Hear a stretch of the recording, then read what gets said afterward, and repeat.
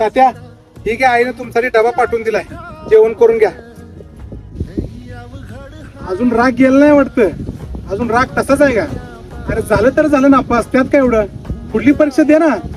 तसं नाही तात्या, अभ्यास करणं म्हणजे शेती करण्यासारखं एवढं सोपं वाटलं का? रात्रभर अभ्यास केलाय, 18 तास जागरण केलंय मी, एक टाइम जेवण केलं नाही तात्या, पण अभ्यास केला. बरोबर आहे, तुझं नाही चुकलं, माझं चुकलं, कारण तुला फक्त मी शिक्षणाचं ज्ञान दिलं, शेताचं ज्ञान नाही दिलं ना.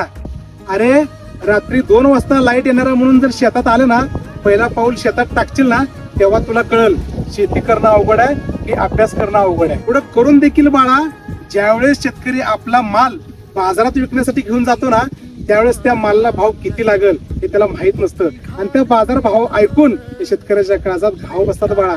त्यामुळे शेती करणं सोपं नाहीये.